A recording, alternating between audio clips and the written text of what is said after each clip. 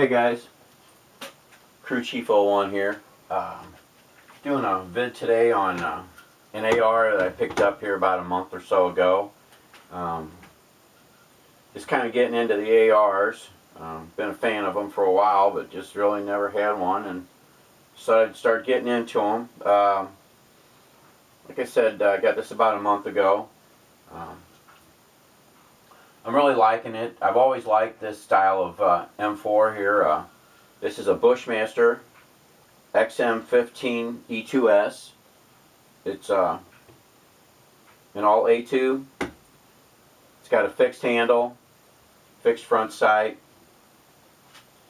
Always did like this style of gun. I know the flat tops are real popular nowadays. I like them too.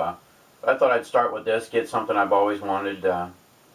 I'll probably end up getting a flat top here down the road, but for now, I really like this. I've been just starting to have some fun with it. Like I said, I've had about a month or so, and I mean, definitely, I am no specialist on the AR15. I know just enough to get me in trouble. I'm learning as I go, and a lot of you guys out there that have ARs, I've been asking a lot of questions and getting a lot of good information and learning as I go, and really starting to enjoy this format here. This type of gun. It's a lot of fun. Really like the full military look, the original design. So that's pretty much kind of what I was sticking with. I really wasn't going to change a whole lot on this gun. When I first got it, I was saying I really wasn't going to hang a lot of stuff on it, and I haven't. Really, the only thing I've done is put a MAGPUL extended trigger guard on here. I took the carbine style round style handguard off of here, and I put on the first one I tried was I tried on a quad rail, and it was nice. Don't get me wrong, it was nice. But by the time I got it on here, I didn't realize how big it would be in diameter. And then I put a AFG2 MAGPUL on underneath, and then I put some rail covers on it. And when I got done with it, it was like huge. It was like a big old muffler, and I really wasn't happy with that. I mean, there was nothing wrong with the design or anything. It was just, it wasn't for me. So went ahead and got rid of that, and I did want something though that I could go with rails. If I wanted to put a handle on the bottom or a laser or something like that.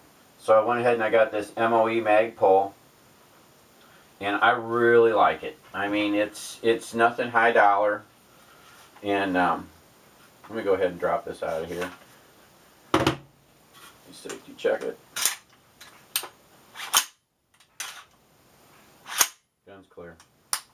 And I really like it for its design. My hand fits it real well. It still has a semi-rounded bottom on it. It has slots on here so that I can put rails. It has a slot on the bottom for rails and slots on the sides. And I just really enjoy the way it feels in my hands here. I mean, I've shot it now with them on, and I really enjoy it. It really has a good feel. I don't even know if I want to put a handle underneath it or put another AFG under it. Right now, I just really like the way it looks. It hasn't taken it too far away from the full military spec look at all, in my eyes. I really like it. I really like it a lot. I'm not a real big techie guy of all the specs on these things, but I've had guys PM me and say, "Hey man, why'd you get this gun?" You know, I mean, it's a shark barrel. It's got the permanently attached. It's got like a 5.5-inch flash hider on it, where they pin it and they weld it on, and I can't remove it. Be honest, I like the style of it. It's what I liked. I mean, next one I get, I knew I couldn't do a whole lot to this barrel on here, and it's got the, it's got the front permanently attached. Well, I can take it off. I can cut this off, and I can get a different gas block. But then you start changing the whole thing up, and then I might as well just got a different gun. But you know, I'm getting all these PMs saying, why'd you do that? And, you know, cut down on the total performance of the gun. And I'm like, well, dude, it's what I wanted. You know, I mean, you know, I might be losing some feet per second out of the tip out here because it's a shorter barrel, but it's what I like. You know, I thought it was pretty cool, and it's accurate enough for me. I mean, I'm not seeing any performance loss, not having the barrel all the way to the end. You know, I mean, it is what it is. You know, with the laws around here, this is how this gun came, and I'm happy with it. I mean, I can always buy something else that I can fully customize, and I plan on doing that down the road. But right now, this is right there where I want to be with it. It's a real nice gun. It's got a 14.5-inch barrel before the flash hider. The flash hider makes it a full 16 inches. I'm not going to spec it all out because I really don't know all the shit about it. So it's got a magnesium phosphate coating on it, which is kind of funky. It's kind of, you know, it's not a blued, and it's kind of a pain in the ass, I think, to clean. Got to clean it with a toothbrush because I don't know how else to clean it. It's kind of sparkly looking, but they say it's the ultimate military type of protection that comes out on there. You know, it's all stock lower. Really haven't done nothing to it. I mean, haven't done nothing with the trigger. I've headed to the range twice. I'm going here in a little while. I'm getting ready to leave, and I'm going to go to the range today and run some more rounds through it. But I've run, about 250 rounds through this gun. There we go. And I run about 250 rounds through the gun, and I haven't had a problem yet. I mean, not a bobble. I've tried 2 different ammos, 2 different manufacturers, and it shot nice. It really shot nice. I haven't stretched it out. I haven't taken it out to the country. We got a couple indoor ranges here that allow me to shoot just about anything I want to shoot. So I've been going there with the weather and that, and with my time of being able to get off work and this and that, to be able to get to the range. So I mean, it's been accurate. It really, I've had a good time with this gun, and that's all I was looking for, was getting into the AR platform and start getting used to shooting them, and just enjoying them. Breaking it down, I've had it broke down a couple of times now. The cleaning of it was pretty easy. Pull this pin out here, drop it down, pull this front hinge pin out, lower comes off. It really comes apart really easily. Like I said, it's really a good gun for the money. It really wasn't a super high dollar gun. And then another reason I got it, the guy made me a heck of a deal. They had a few left in stock and this and that, and the guy was really working with me to get me to buy an AR. And well, you know, money talks, and you know, he come down and kept coming down and kept coming down, and I rode the train out, and it come down to where it was like a pretty damn good deal. So I went ahead and I got this, and I decided later on I wouldn't mind getting I really had my eye on the Ruger 5.56, and I really like that gun. And there's another one out there that I'm looking at, the Stag, and there's a couple of different guns I'm looking at out there, and that's down the road, and that's way more money, but it's a different gun. Oh, please. And you know, I can tell you right now, if you're looking for a baseline AR-15, this might be something you want to get into. There's some out there that are even more baseline, where they don't have the dust cover on them, and I mean, that isn't the biggest thing. You know, it depends. You're not going to be scrubbing through the mud or getting into a lot of dusty areas and that, and have to worry about getting any debris into your bolt. That's fine, you know. I like a dust cover on mine, and you know, I mean, it just depends. They got some that are knocked down, some that don't have the forward assist on them. Not a real big thing in my eyes, but they came on mine. They got them out without that. They got them out without that. It makes them a little cheaper. I just happened to get this one and had all the little goodies on it right off the bat, and I thought it was pretty cool. I really like the telescoping stock on it. It's real solid. I mean, it's a commercial.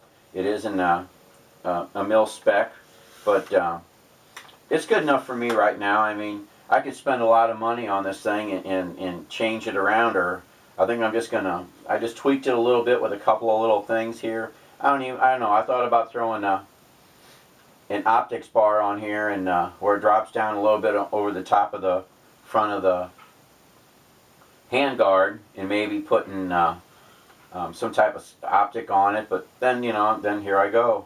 I think I'm just gonna kind of just play with it the way it is, and then down the road get myself something I can hang a bunch of good stuff on, and go on from there. But I wanted to do a quick vid on this today. I really like this gun, and like I said, I at the time when I got it, I did a quick update and didn't have any chance to run any ammo through it. And like I said, right now I've been having a real good time with this gun, and it seems to be doing the trick. And from what tiny little upgrades I've done to it, I think it's only made it better in my eyes. Anybody been looking at these MOE handguards and been kind of wondering if they're cheap, or, you know, because they aren't not really expensive, but I'll tell you what, it's solid. What I liked about it really was this bottom part here is that it has the heat shield attached, and the heat shield is a trough.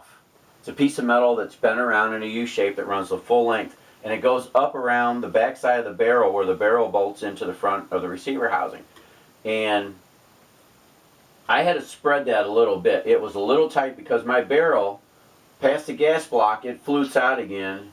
Oh, not quite this diameter, maybe a little smaller than the flash hider up in front, but it gets a little thicker back here as it goes where it bolts on. And I had to bend that out because it was looked like to me like it was going to start you know, being real abrasive on the finish here, and I didn't want to scratch off the finish. So I spread that out a little bit and popped that on, and I think it's a quality handguard for the money. If you're looking for something that's that won't heat up on you, I'll tell you what, I ran like 200. I ran 50 rounds out of it the first time I took it, and then I ran another 200 the last time I went, and I had the 200 on with this handguard, and it didn't get hot at all. And I was running them pretty good. I was running the clips pretty good, and this thing got pretty hot up in front. I could feel the heat coming off the front, but this part never got hot at all, and I was real impressed with it for the money and the quality. It's a really nice handguard. I mean, there's a lot of good ones out there, man. There's a lot of good railed free floaters, but that's good enough for me right now. Like I said, down the road I got plans on a different one and a lot of things I want to do, but this was just a quick vid on to show you what little I've done and to let you know how it's been going with it. And I'm sure today I shouldn't have any problems. I'm wanting to go have some fun, and picked me up 2 or 3 more of these PMags, and I'll tell you what, these are awesome. I mean, they're really for the money. Got a good deal online, man, with the holiday seasons, man. Great deal on them. These PMags run real well. Can't say enough. Like I said, I don't know all the military specs on this, and I won't bore you trying to act like I do, but all I can say is this is a pretty decent AR platform, and if you're looking for something in the mid-priced range for getting into it, and I mean, this is definitely no varmint gun or anything like that, but it will do the job. It will do the job that you want. I'm sure of it. So far it hasn't let me down, and I intend on testing it some more, but I won't bore you anymore with my jumbo here, and appreciate you all watching. Once again, happy holidays. Later.